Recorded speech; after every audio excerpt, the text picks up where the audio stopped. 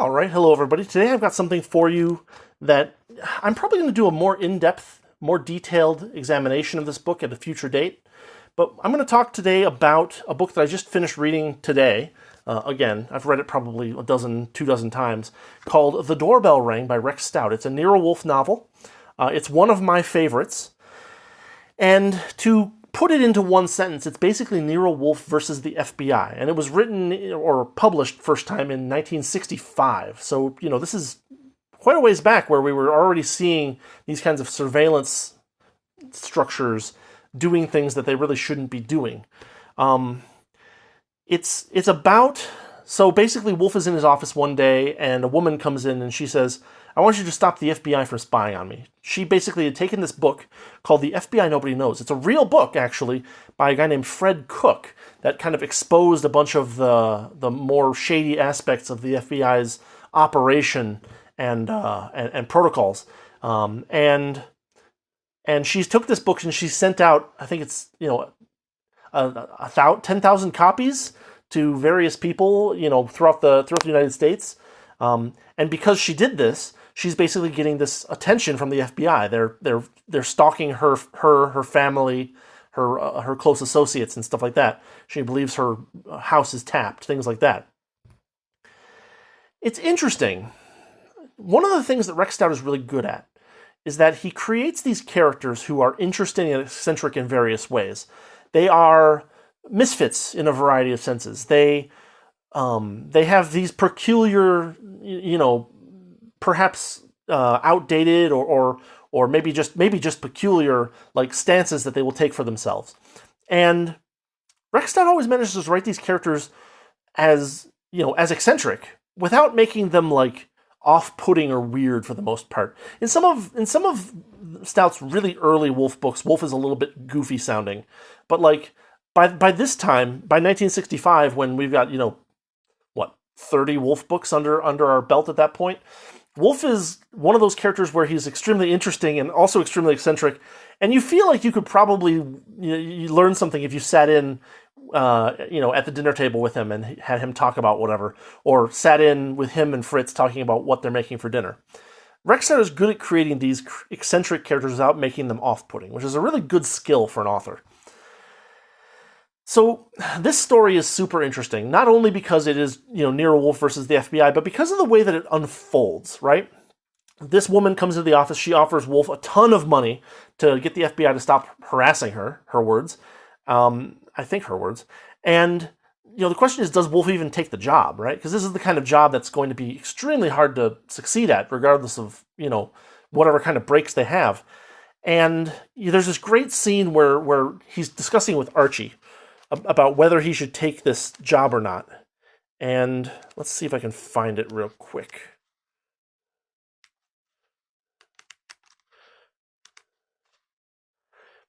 So there's a section of the book where they're talking. And basically, Archie is talking to Wolfe about how bad this job is going to be. You've read that book. We couldn't even get started. The idea would be to work it so you could say the FBI lay off and make it stick. Nuts. Merely raising a stink wouldn't do it. They would have to actually be cornered.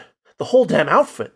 Out on a limb. All right, say we try to start. We pick one of these affairs. He's talking about some notes that he got from Lon Cohen about things that the FBI might have their hands in. And make some kind of a stab at it. From then on, whenever I left the house, I'd spend all my time ditching tales, and good ones. Everyone connected with that affair would be pegged. Our phone would be tapped. So would other phones, for instance, Miss Rowan's and Saul's and Fred's and Ori's, whether we got them in or not. And of course, Parker's. They might or might not try a frame. Probably they wouldn't have to, but if they did, it would be good. I'd have to sleep here in the office. I crossed my legs. We'd never get to first base. But say we did. Say we actually got a wedge started in some kind of a crack. Then they would really operate. They have 6,000 trained men, some of them as good as they come, and $300 million a year. I would like to borrow the dictionary to look up a stronger word than preposterous. I uncrossed my legs. Also, what about her? I do not believe that she is merely being annoyed. One will get you 20 that she's scared stiff. She knows there's some dirt somewhere, if not on her, then on her son or daughter or something that would really hurt. And that would take a lot of sting out of that book. As for the $100,000, for her, that's peanuts. And anyway, she's in a tax bracket that makes it petty cash. I crossed my legs. That's what I would say. Wolfe grunted.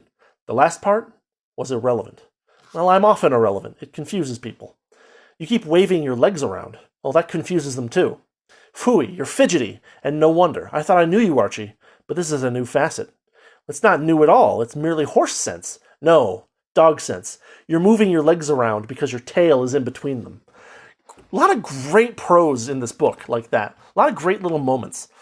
And so for this story, it's really interesting because they have to try to figure out a way to get the FBI to not to want to stop spying on Brunner and themselves. They have to do it without the FBI knowing exactly what they're doing so that they can be thwarted. And so they end up running up a bunch of different trees to try to figure out something that might give them a hook. And what they end up finding it in is a murder that's basically incidental to the whole thing. Which is very interesting for a Nero Wolfe novel plot. Usually the murder is kind of like the main event, but in this case the murder is almost incidental to the story. Also interesting in this book is Archie's attitude. He has this moment where he's saying something about what the FBI can manage to do, and he comments to the reader, breaking the fourth wall. He's like, "Yeah, you might say that this is not correct, and you might say that I'm not far enough, and you might say that I'm not far enough inside to know all the secrets. I got to tell you, I'm not inside at all, but I've been around a lot, right?" He's like, "There's a lot of things that they can do that we know that they've done that we just can't pin on them because nobody's willing to do it." There's a lot of talk about by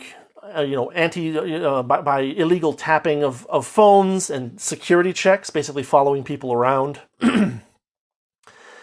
What's great about this book is the way that Wolfe kind of single-mindedly engineers the outcome that he's working towards. He wants to make sure that he has a way to put the thumbscrews on the FBI and get them to stop bothering him, his associates, Brunner, and her associates.